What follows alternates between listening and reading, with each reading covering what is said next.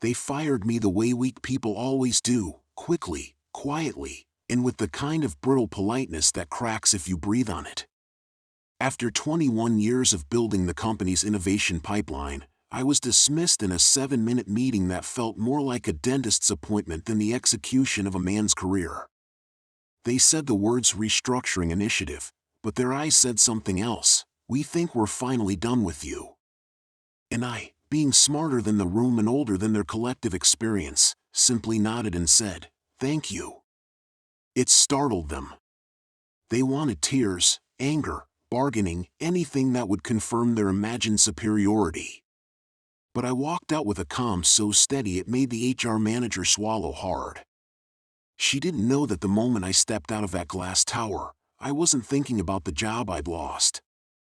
I was thinking about the patent they never realized wasn't theirs. 21 years ago, before a single prototype existed, before the company even had a functioning R&D division, I had written the foundational algorithm on my own time, in my own lab, paid for with my own grant money. I let them license it, not own, because at the time, I trusted leadership. That trust aged badly. Over the years, they had built their entire predictive analytics division on top of that single patent, layering every billion-dollar solution on its skeleton. They forgot where the bones came from. I never did. So when they fired me, they unknowingly triggered the termination clause in that license. The moment my employment ended, all rights reverted back to me unless a buyout was executed within 30 days. They didn't execute it. They didn't even read the document. They thought I was just some gray-haired artifact they could sweep into the recycling bin. 3 days after the firing, I flew to Zurich to meet with their fiercest competitor, Hell Ion Systems, a company the board used to mock in strategy meetings, calling them ankle-biters. Those ankle-biters had been chasing my patent for nearly a decade.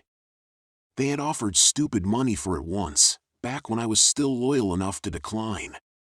But loyalty dies the moment someone tries to bury you alive. I walked into Helian's boardroom with nothing but a briefcase and a contract. I didn't pitch. I didn't negotiate. I simply placed a folder on the table and said, "You know what this is." They did. The room went silent in the way men go silent when they realize fortune has just sat down beside them. Their CEO, an old friend and a sharper mind than anyone in my former company, read the reversion clause twice, then looked at me like I was offering him the keys to an empire. "What do you want?" he asked.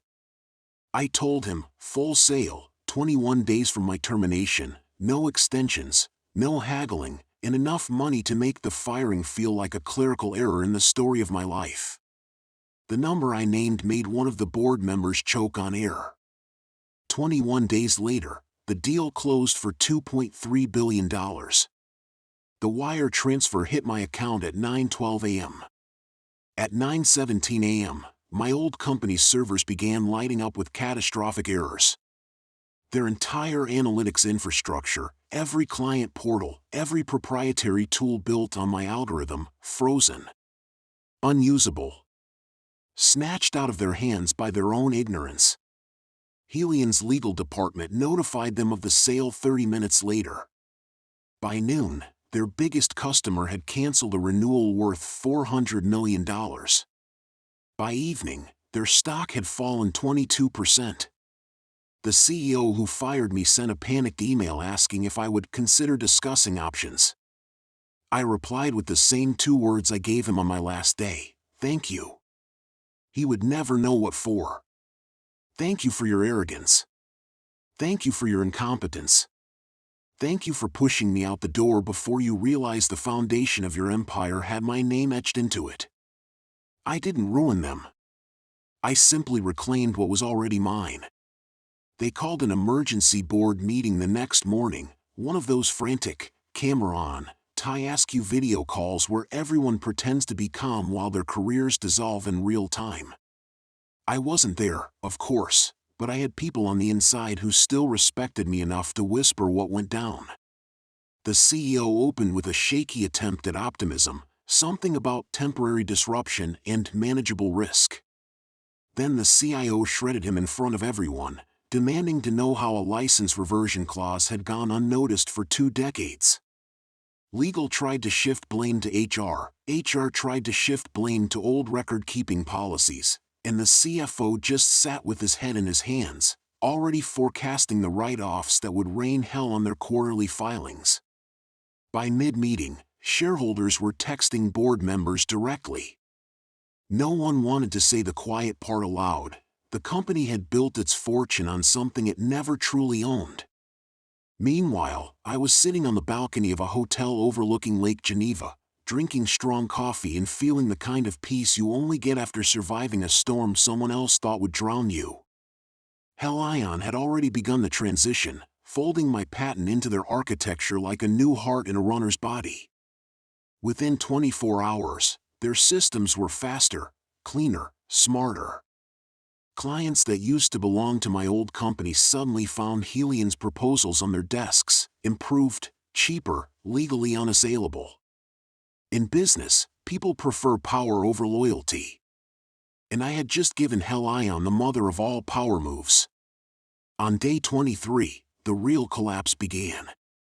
My former employer tried to cobble together an emergency workaround, but they hadn't invested in real innovation for years. They'd been coasting, milking my algorithm like a tired cow, assuming it would never run dry. Their patches failed. Their stopgaps crashed. Their customer support lines were flooded with complaints from corporations that didn't care who screwed up, only that someone would pay dearly for it. Several threatened litigation. A massive financial institution pulled out entirely. The CEO finally broke. He sent me one more message, not angry, not superior, but hollow. It was a single sentence: "I didn't know you'd do this." I didn't respond for a long time. I wanted to choose the right words, not out of malice, but because justice, when it arrives cleanly, deserves clarity. Eventually, I typed back, "You taught me how." He did.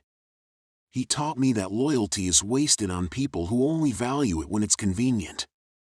He taught me that being indispensable makes insecure leaders desperate to remove you. He taught me that quiet men win louder battles. 3 months later, the company was delisted. The CEO resigned voluntarily. Several executives faced negligence inquiries. The board dissolved. And Helion invited me to their annual summit as an honored guest. I stood backstage as the CEO announced the new intelligence platform built on my patent, now valued at nearly $12 billion. The applause rolled through the hall like thunder. People congratulated me, celebrated me, called me a visionary. But I wasn't thinking about any of that. I was thinking about the moment HR slid that termination letter across the table, how small they made me feel, how certain they were that I was finished. That memory didn't sting anymore. It warmed me. Because without that dismissal, none of this would have happened. Sometimes the greatest victories begin with someone underestimating you. 3 weeks after being fired, I watched the city blur past the tinted car window as we sped toward the competitor's innovation campus. It still amazed me how quickly the world could pivot when a piece of intellectual property was involved. The patent they dismissed as too theoretical, too expensive, and, my personal favorite, not aligned with the company's future, was now the very document that could gut their market dominance like a quiet, surgical incision. When I stepped out of the car, the executives were already waiting at the door, not with forced politeness or corporate posturing but with the kind of sharp, focused interest people reserve for once-in-a-decade opportunities. They shook my hand like I was royalty, ushered me into a private boardroom, and didn't waste a single second on pleasantries. They had read the patent. They had run the models. They had done the math. And they wanted it so badly they looked afraid I might change my mind. I didn't. I'd made up my mind the second I saw my termination email, time-stamped 9:14 a.m., with a copy-paste signature block and an HR auto-generated goodbye. The deal closed in 27 minutes. 27 minutes to turn an $18,000 prototype that I personally funded into a $2.3 billion acquisition. 27 minutes to shift an entire industry's gravitational pull away from the company that kicked me out like I was a forgotten intern. 27 minutes to flip their future upside down. When the wire confirmation hit my phone, I didn't feel triumphant, at least not in the explosive, cinematic way people imagine. I felt quiet, steady, a strange, centered calm that comes when life finally aligns with your sense of justice. My lawyer slid the final folder toward me, but I barely glanced at it. I already knew the competitor didn't just want my patent. They wanted the exclusive, perpetual rights. They wanted the technology that was going to define the next decade. And I had already ensured that the licensing clause, which my former company ignored when they skimmed it, would prevent them from using it without my direct approval. They fired me. They lost access forever. Their fault. Their oversight. Their downfall. By the time the news leaked, because nothing in this industry stays quiet for long, my old company's executive floor reportedly erupted into full-scale panic. A competitor purchasing a patent isn't unusual. A competitor purchasing a patent that directly invalidates your upcoming $620 million merger is catastrophic. The merger had been their Hail Mary, the one deal that could bail them out of the debt spiral they'd been covering up for months. My little document, filed 3 years earlier, drafted at my kitchen table, reviewed by exactly 0 people in management, undercut half of their claimed assets and nullified their valuation. Regulators halted the merger almost immediately. Investors started calling emergency meetings. One international partner publicly accused the company of misleading strategic disclosures, and that phrase alone tanked their stock faster than any scandal they'd survived in the past decade. I didn't lift a finger. I didn't have to. All I did was stop them from using what was mine.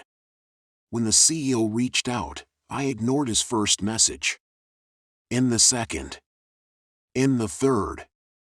On the fourth try, his assistant, this time, clearly desperate, I finally replied with a single line, "You fired me before reading the patent." They didn't respond after that. What could they say? Their arrogance wasn't just personal, it was structural. Systemic. A kind of corporate tunnel vision that makes leaders believe they can discard the people who actually build the future. The irony? They could have owned the patent for pennies. They could have nurtured it. They could have protected it. They could have made billions more. But they chose to save a few $1,000s and sacrifice a decade of innovation because their pride made them short-sighted. And the world was watching as the consequences unfolded in real time. I didn't celebrate publicly. I didn't post a thing online. I let analysts, journalists, and industry experts piece the story together themselves. There was something satisfying about watching the narrative take shape organically. Former employee sells breakthrough patent, competitor acquires game-changing technology, struggling company collapses under its own negligence. No need for me to explain anything. But I won't lie, there was a moment of private satisfaction the day I walked past their headquarters. The building looked the same, but the atmosphere had shifted. Tense security. Quiet lobby. A sense of unease in the air. Employees who used to ignore me in the elevator now looked restless, worried, uncertain. They didn't know I was involved, and I didn't intend to tell them. This was never about revenge against the people doing their jobs. It was about the ones who thought they were untouchable. I left the city that weekend. Booked a one-way flight. Took nothing but a laptop and a notebook filled with sketches for new ideas. Not to destroy anyone else's company or play some extended game of vengeance, I'd already had my closure. What I wanted now was freedom. The freedom to build without asking for permission. The freedom to be respected for my work rather than tolerated for my presence. The freedom to choose who deserved my mind and who didn't. And as the plane lifted off, I realized something simple but profound. Getting fired wasn't the worst thing that happened to me. It was the moment the world stopped underestimating me. Because sometimes the best revenge isn't dramatic. It isn't loud. It isn't even intentional. Sometimes the best revenge is letting people walk away from gold, and then selling it to someone who actually knows what it's worth. 2 months after the sale, I woke up to an inbox full of messages from reporters, analysts, and people I hadn't heard from since my first year in the industry. The patent had officially gone live under its new ownership, and Helion unveiled the integration at a global tech summit streamed to nearly 40 million viewers. They didn't mention me by name, our contract kept that private, but anyone who ever worked with me recognized the architecture instantly. My inbox turned into a kind of digital parade: congratulations, questions, job offers, apologies disguised as checking in. Even a few executives from my old company tried to contact me through personal emails, LinkedIn, and, unbelievably, a mutual friend who still worked there. I didn't answer any of them. There's a different kind of satisfaction in silence, especially when it's the silence of someone who finally understands their worth. A week later, something unexpected happened. A junior engineer from my former company reached out, not with entitlement, not with desperation, but with a quiet message: "I'm sorry for what they did to you. You taught me more than anyone there." That one I responded to. I told him to keep building, keep learning, and never let someone else's insecurity cap his potential. The kid later joined Helion's innovation team. He didn't know it, but I'd put in a recommendation for him. Not out of spite, not to steal talent, simply because talent shouldn't rot in toxic places. He sent me a photo of his new badge. He looked proud. It felt like the first truly good thing to come out of the chaos. Meanwhile, my old company was cracking like thin ice under too much weight. Their board announced a strategic restructuring initiative, which was corporate speak for "we're in trouble" and pretending we're not.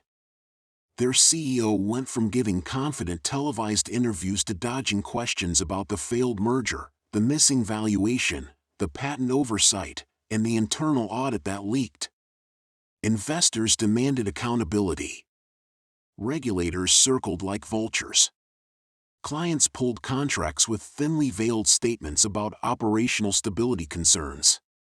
It was like watching a skyscraper slowly tilt, not from one blow, but from 1,000 tiny fractures compounded by pride.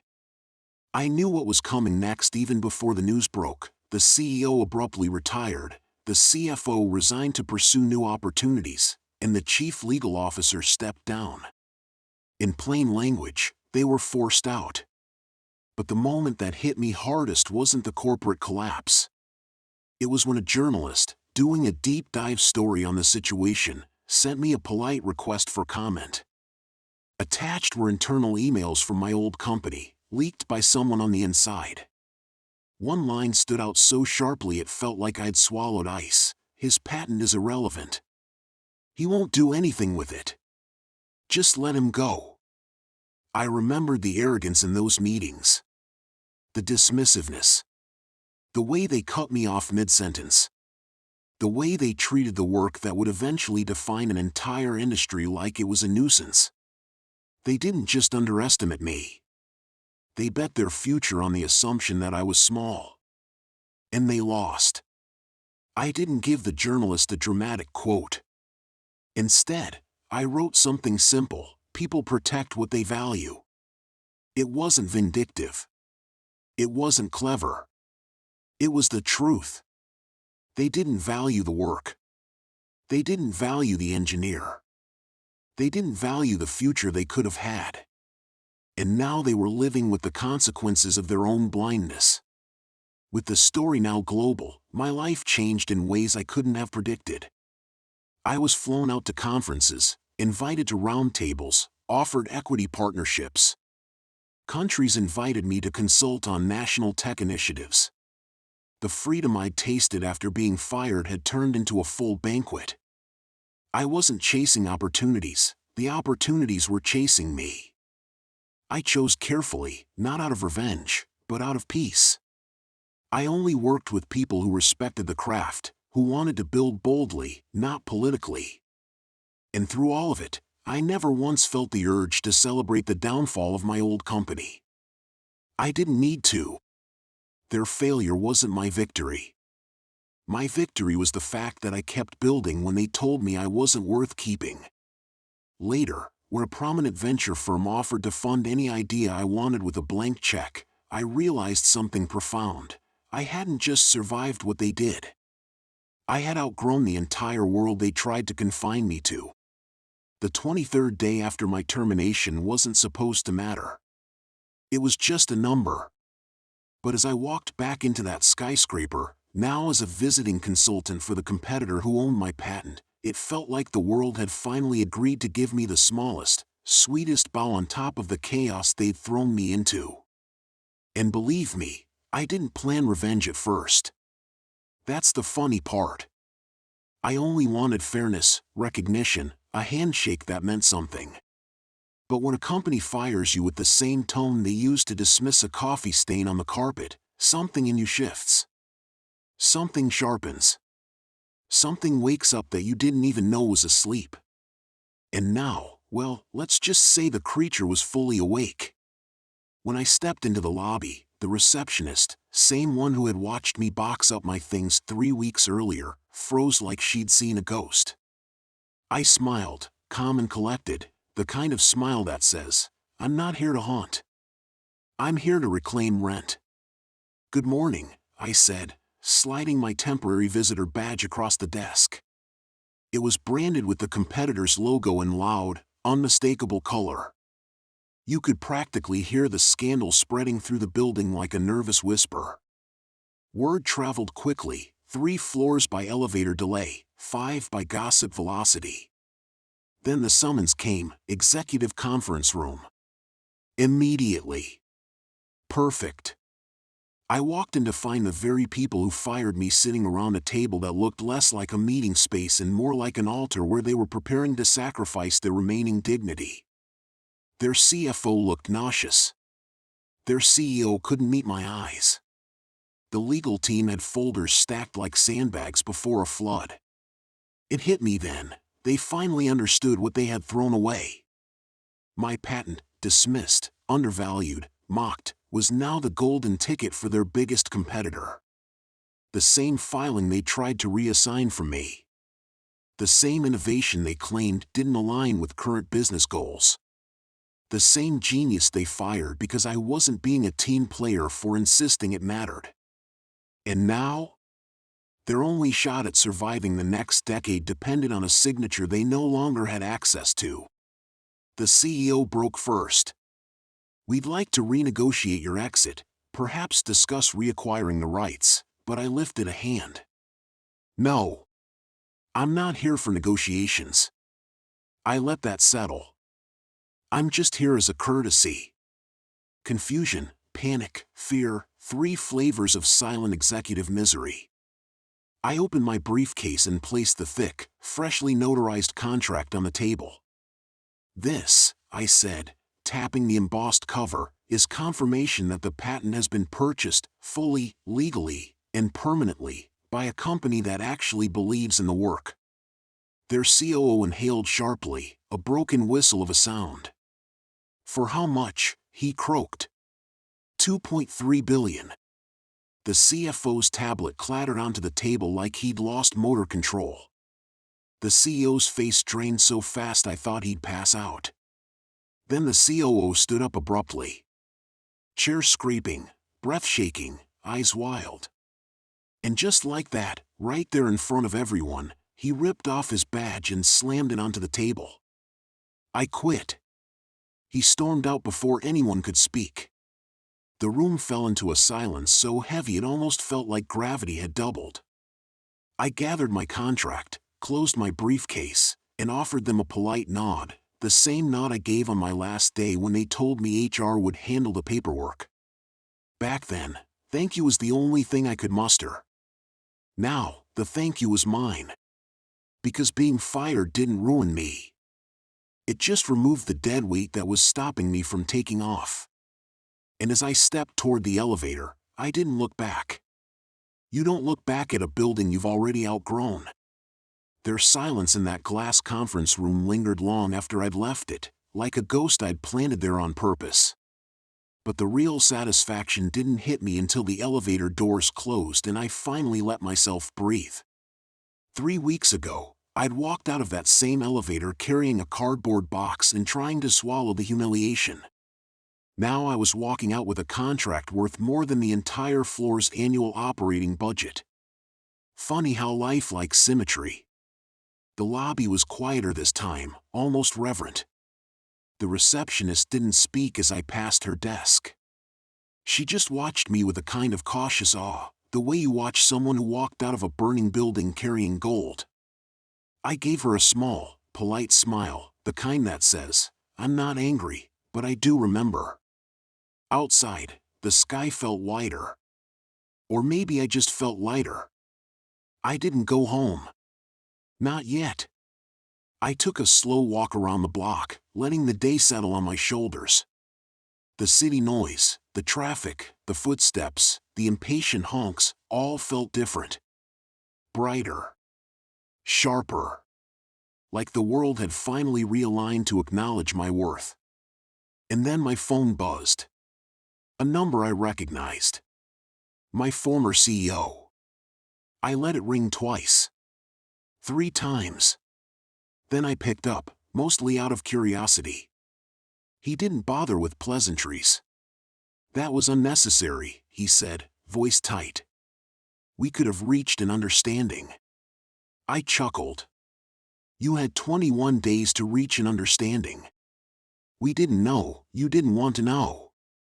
On the other end, he inhaled, slow and shaky. "Do you have any idea what this will do to us?" "Yes," I said calmly. "You made sure I understood how replaceable I was. Turns out the product wasn't." Silence. Heavy, frustrated, helpless. Then his voice dropped into something cold. "You've made an enemy today." I smiled. "A real one this time." "No. You made an enemy when you fired me. Today, I just accepted the role." I ended the call. As I turned the corner back toward the main street, I saw something I wasn't expecting: employees. Dozens of them. Standing outside the building in clusters, phones out, talking in rushed, excited voices. The COO's resignation had leaked already. And the rumor mill had filled in the rest. Someone spotted me. Then someone else. And suddenly a whole line of familiar faces turned toward me with a mixture of surprise, admiration, and something I didn't expect: respect. One of the engineers I used to mentor stepped forward. "Is it true? The patent deal?" "Yeah," I said softly. "It's true." He exhaled, a relieved laugh. "Good. They never deserved you." Another employee joined him. Then another. People who'd once quietly avoided eye contact at meetings now stepped up to shake my hand. Not out of pity, but because I'd done what every underappreciated worker dreams of doing. I exposed arrogance. I rewarded belief. I punished carelessness. Not through sabotage. Not through cruelty. But through success. That's the thing companies never understand until it's too late. When you push out the wrong person, you're not removing a problem. You're creating a legend. And as I walked away, leaving that skyscraper behind for the last time, I knew one thing with absolute certainty: they would spend years repairing the damage. I would spend years reaping the rewards. And some victories, you don't celebrate with a champagne bottle. You celebrate them with silence, a deep breath, and the knowledge that you didn't just win. You changed the entire game. In the end, the company tried to paint my move as vindictive, unprofessional, even disloyal. But the truth didn't need defending. They fired me with a smirk, confiscated my badge, and treated my work like disposable scrap. I didn't retaliate out of anger. I acted out of clarity. They believed they owned me. They forgot I owned the patent. 3 weeks after losing the job I'd given 11 years to, I stood on the balcony of my apartment, coffee in hand, reading the headline, "Competitor announces acquisition of breakthrough technology, projected market impact, disruptive." I didn't need the company's approval. I didn't need their title. I didn't even need their apology. And as for the executive who fired me, she had spent the last 72 hours in back-to-back crisis meetings, desperately trying to figure out how to survive a market shift that she accidentally triggered with her own arrogance. I didn't call. I didn't text. I didn't explain a thing. I just nodded once more, to the morning air this time. A quiet, private thank you. Because sometimes, being thrown out the door is the cleanest path to walking into something far better.